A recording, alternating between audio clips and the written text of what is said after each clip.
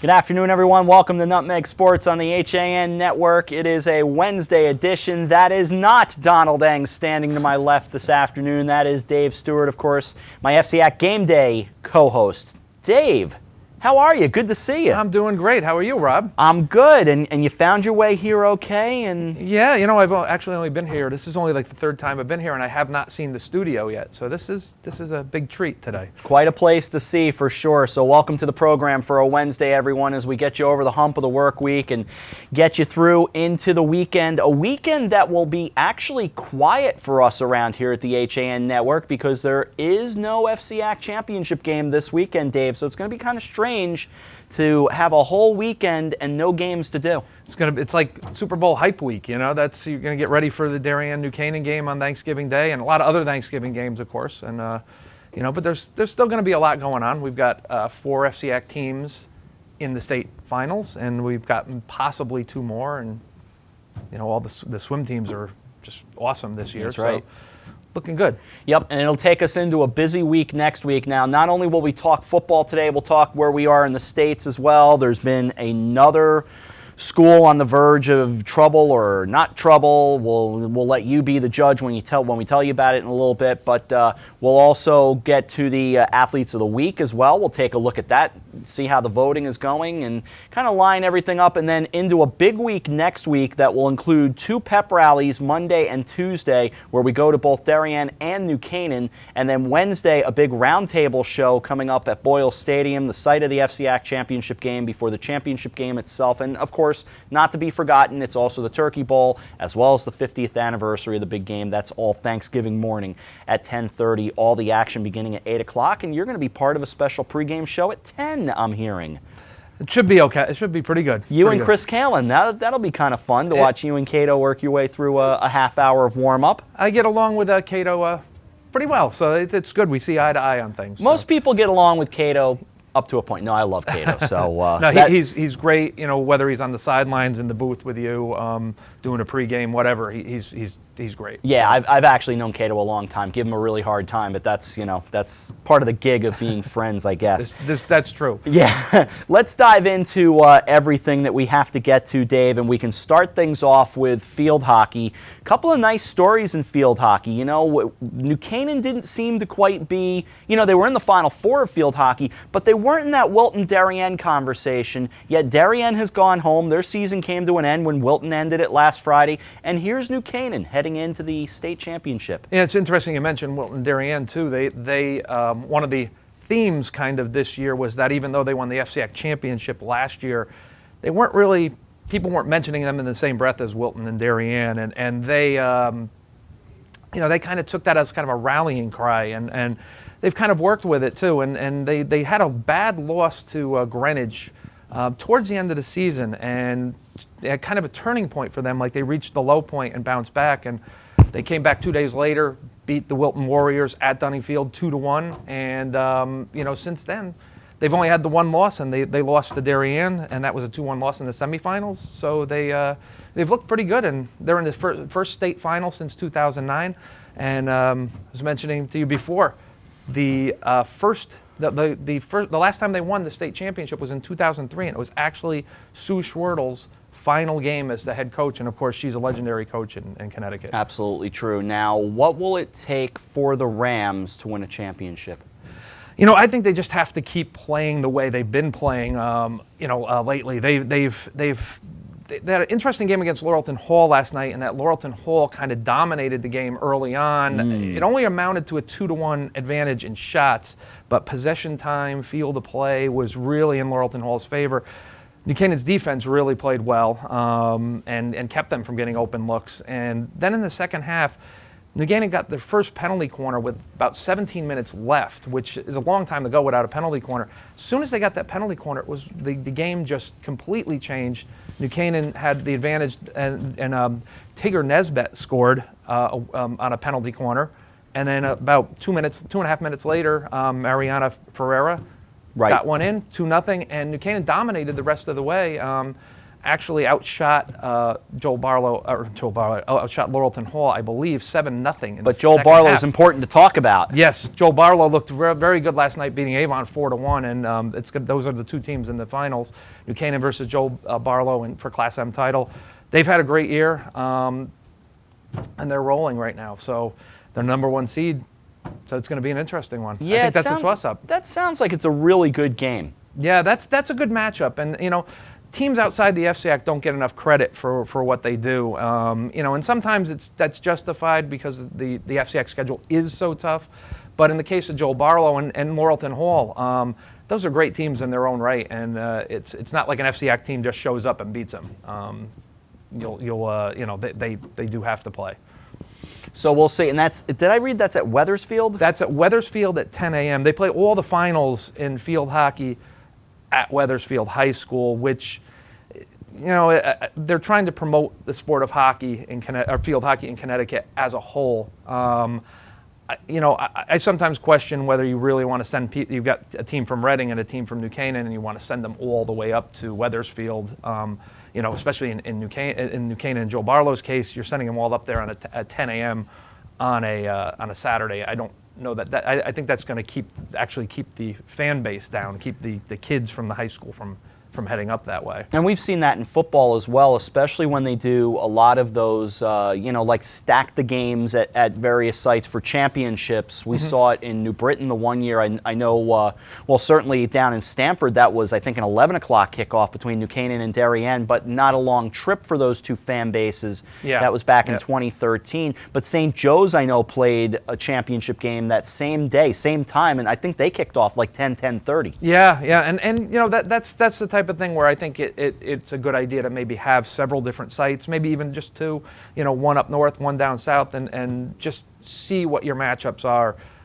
Because the 2009 game we mentioned, when the last time New Canaan was in the final, was Darien and New Canaan. Right. They're a few miles apart, and they had to pack everything up and head up to Wethersfield and play. And I think if you had played it at a neutral site like maybe Bryan McMahon or even Fairfield Ludlow, place like that, you probably would have had a big crowd for that. And you could see it was friends, it was family, and there were some fans up there, but it wasn't the big fan bases you would hope for a state championship. I've been really impressed with the Wilton Warriors and the job they did over Conard last night, 5-0. Maddie Duffy with a couple of goals, Emma Rosen as well, Delaney Chase, all good players, and really Amanda Hendry in net. I've been so impressed with this young woman and the way she made 4 saves last night, but pretty dominating performance by the Warriors. There's Amanda Hendry right there, in fact, and what a job she has done. I believe heading to North Carolina, if I recall. Yes. Yeah, and fittingly wearing the light blue and white, but good player and good for Wilton. They are on to the championship as well, and they're going to play Cheshire. Cheshire's a good team. Cheshire's played some really tough teams. I know they've Laurelton Hall played them, New Canaan played them. So they're not afraid to take on some of the better teams, and it's shown. They're in the finals here. They've been in the state finals before, so you'll see how they do. Wilton just seems to be right now on a mission, and like you were saying, Amanda Hendry, great game against Darien last week with 17 saves, I believe, in that game. Just outstanding. 2-0 at halftime for Darien, and then all Wilton the rest of the way to win it in overtime. And of course, last night it was just overwhelming, 5-0, and they just had control from the start. By the way, normally when we go past our usual amount of time, I say we go into overtime. Today we are going into extra time. Extra time being a soccer term. We'll have John Bradley on, the head football FUTBOL coach at Darien High School. He'll be with us in a little bit. And with good reason. The Blue Wave on their way to play Farmington, or they beat Farmington rather 1-0. They will play the winner of Glastonbury and Hall. Be very interested to get Coach Bradley's thoughts about Glastonbury, who you would think would have the advantage. They've been perfect all season.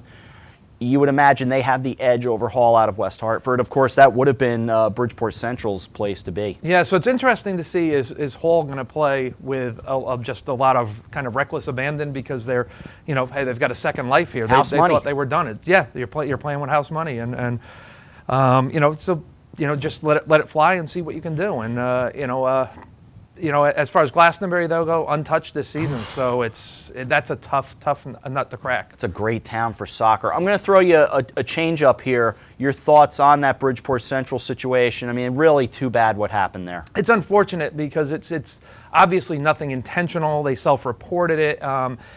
From everything, we don't know who the player was, obviously, but from everything I've read, it's a younger player, and your seniors who are playing so great, and they have a great week, and then it's yanked out from under them, and just a shame, really. You got to feel for them, because I always think of the kids who were following, who did everything right, who played well, who got themselves there, and then all of a sudden you're told, you know what, that's it.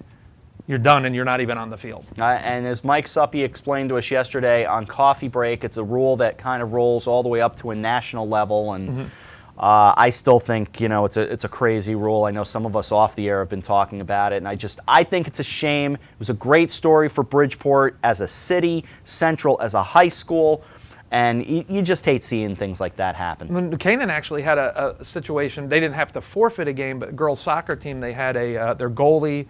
One of their top scorers, obviously Olivia Homp at the time. That's right. They took part in a camp. It wasn't even a tournament. They weren't playing games or anything, but they took place in a camp, and I guess there were mini games at the camp, and somebody reported it, and it was they were suspended for the FCAC semifinals, I believe, that year against Darien, and I believe, if I'm not mistaken, that particular year that was their only loss, and they came back and they won the state championship. But it was a shame. There were three players.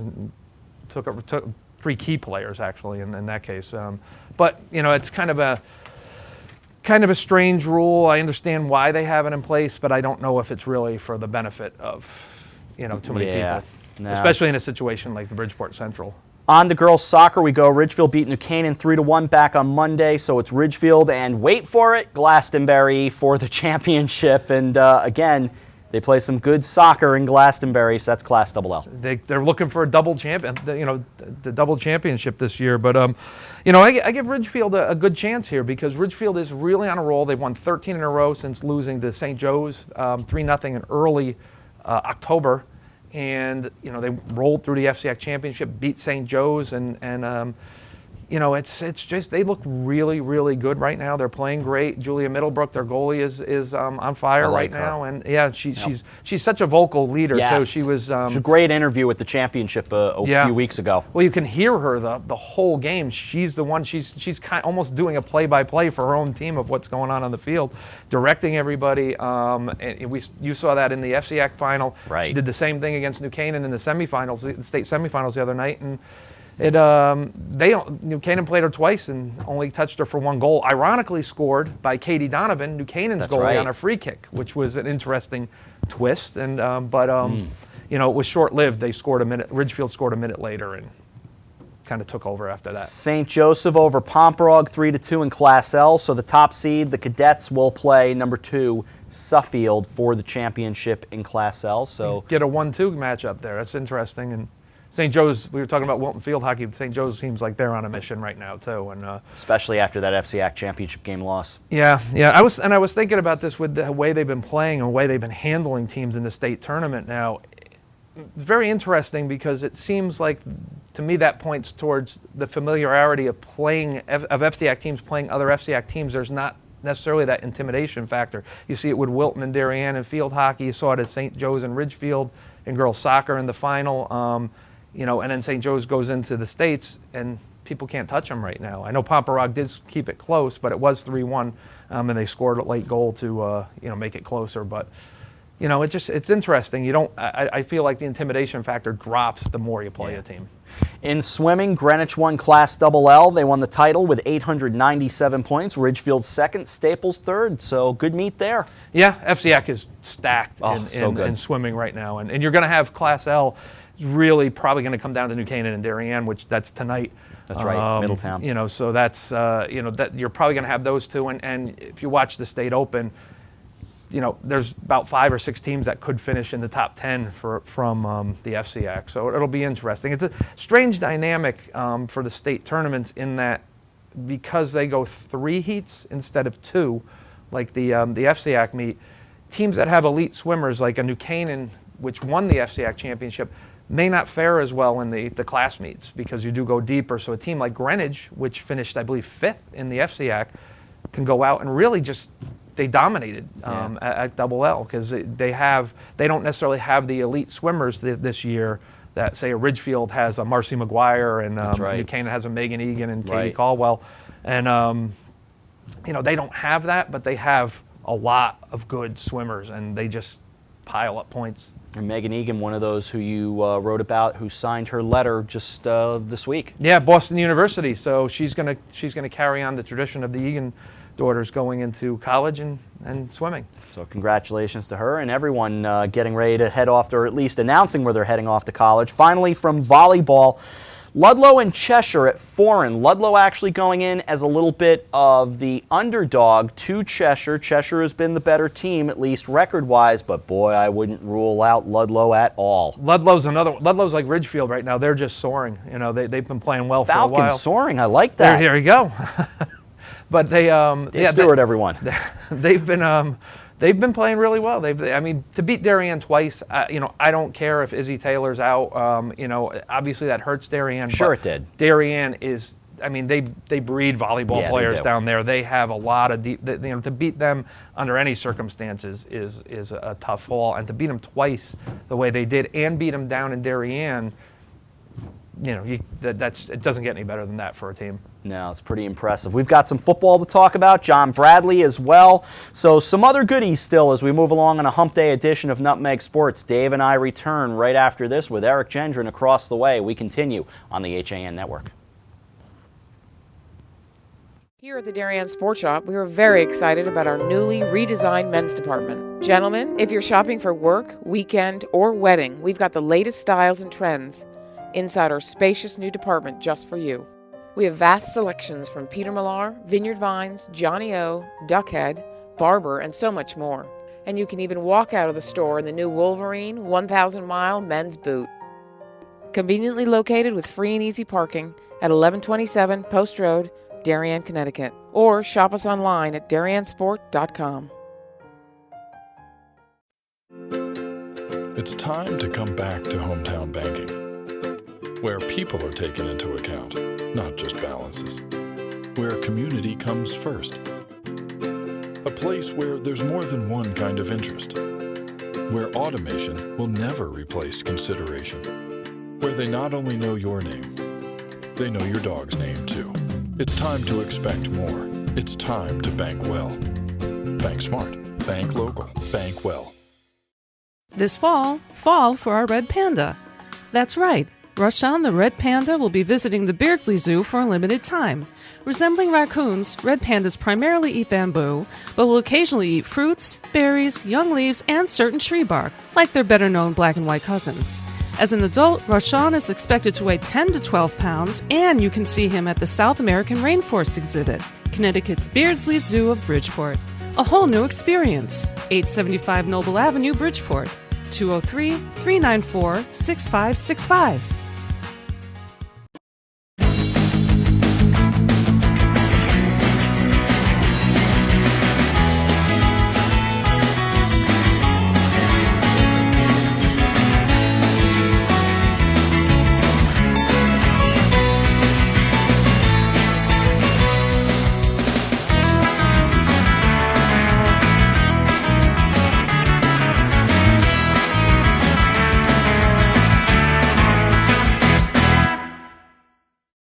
I'm Kate Czaplinski. Join us for Coffee Break, weekdays at 11 to get the latest Connecticut news, weather, high school sports, and more.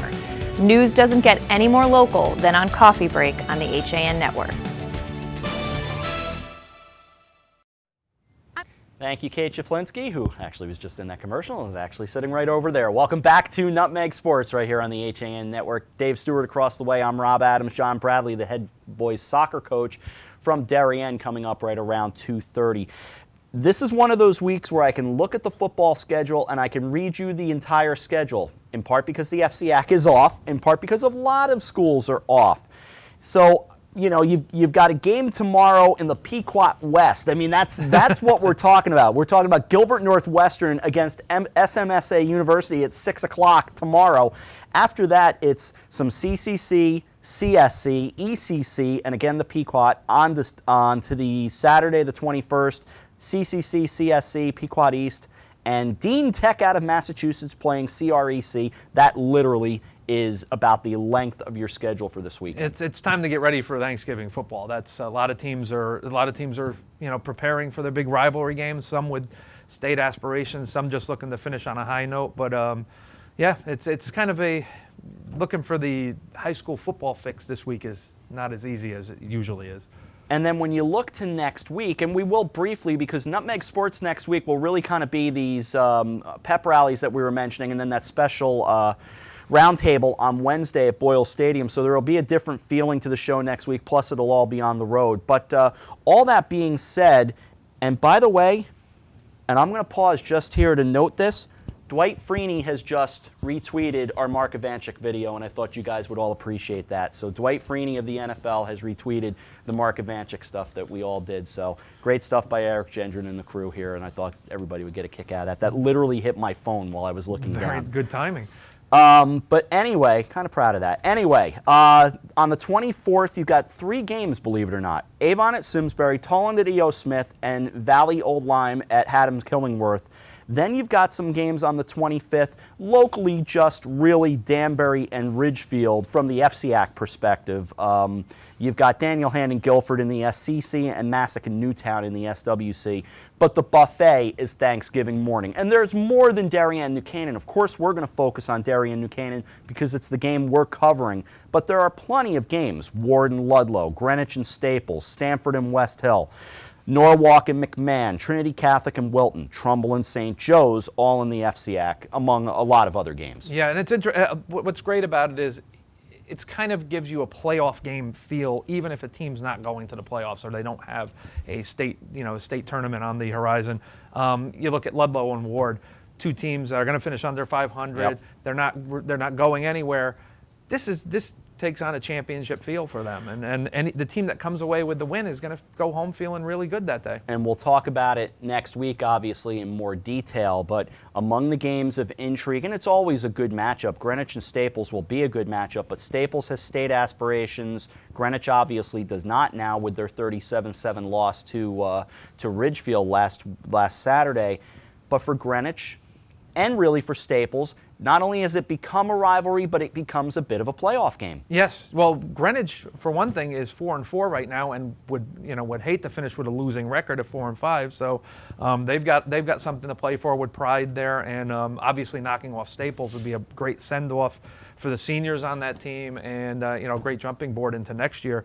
Staples, on the other hand, has the state tournament to fight for, and they haven't made it in a couple of years, so it will be nice to see them get back in there and put another FCAC team into the 3 that are already qualified. Yep, they're hanging right there on the edge. A quick note, by the way, and I sent a picture over to Eric Gendron. Hopefully he's got it. A Greenwich note that I took interest in before. Mike Leffelbein, the former Greenwich quarterback, graduated, I believe, in 2010, if I recall. I'm getting old at this point. There he is up on the screen. All the years blend together. I know. Well, Mike, playing up at St. Lawrence in upstate New York, has thrown for 2,267 yards, 26 touchdowns, only 8 INTs, and just having another outstanding season. I know Mike, and I know his family for a few years, and I believe he was named to the all-conference team. So Mike's a good guy, and I wanted to make sure we gave a little mention to Mike and his mom, Ro. Congrats to Mike. That's always great to see these kids go on and do well in college. And he has. He started at Sacred Heart, and initially it just didn't quite come together for him there. So the opportunity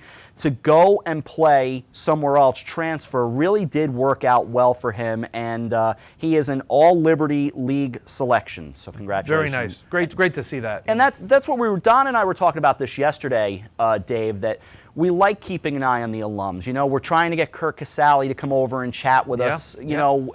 We've talked with John Sullivan before. We mentioned Mike Leffelbein, all these other guys that we've kept an eye on, and some that we don't mean to forget, but they kind of get, they kind of get away from us a bit. And we want folks to kind of prod us and say, hey, don't forget about our son or daughter. It's nice to see what the potential is too. I think if you're a kid and you're playing, and you maybe Mike is an older brother of a friend of yours, or is a sibling, and they see what that person can do. They know that person, so they actually have something they can measure themselves against and say, gee, if that guy can do it, maybe if I put the work in, I can do it too, and I can go on and play in college if that's important to them. And that's a big deal. I know in New Canaan we've had a few quarterbacks go on and play. Oh, yeah. And Matt Milano is up at Middlebury right now. He's got a great fit up there, and he was great at New Canaan High School, and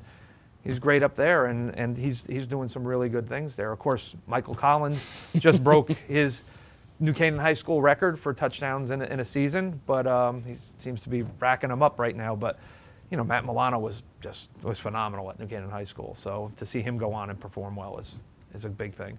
Who's the best team in the state right now in your mind?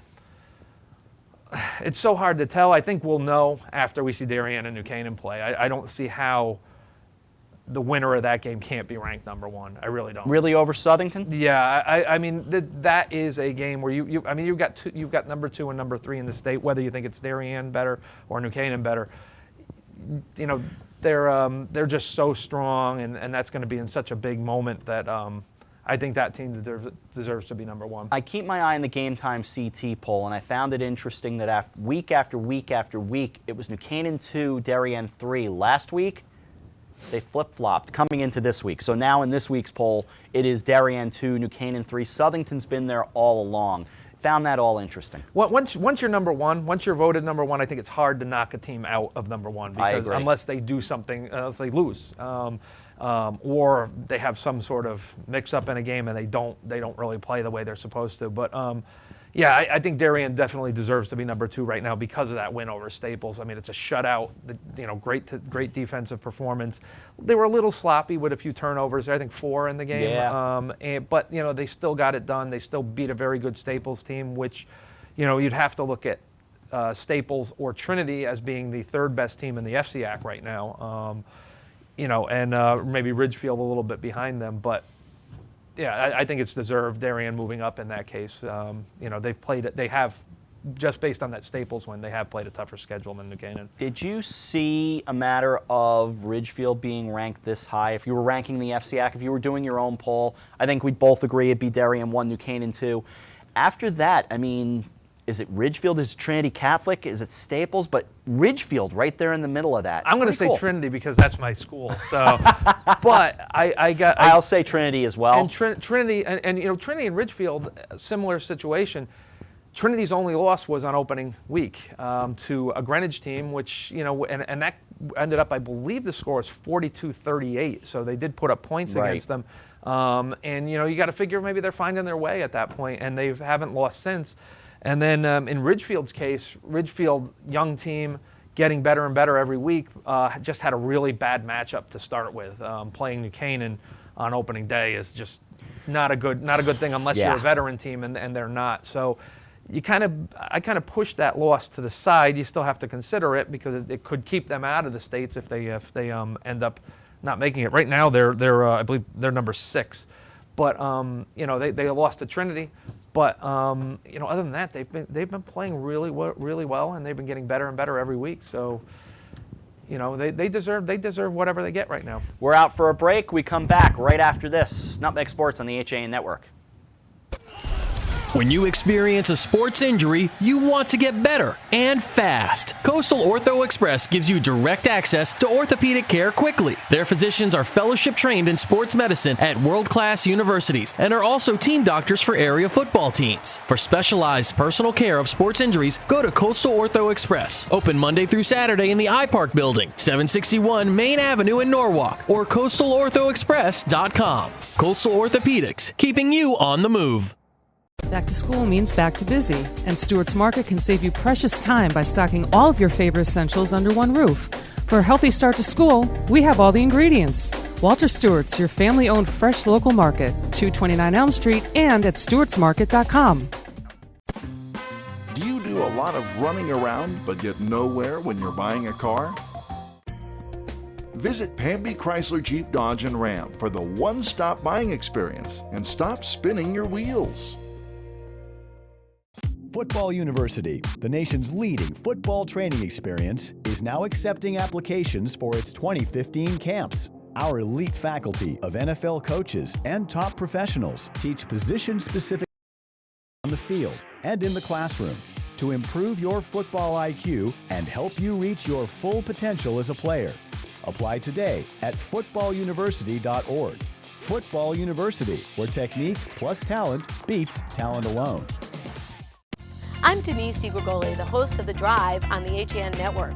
Join me Tuesdays for some motivational, intelligent talk with a little humor as we visit with people who live their lives mindfully. Tune in to The Drive live on Tuesdays, 12:30, here on the HAN Network. You are watching the HAN Network, and you're not alone. 102,000 viewers have enjoyed the HAN Network in just the last 6 weeks.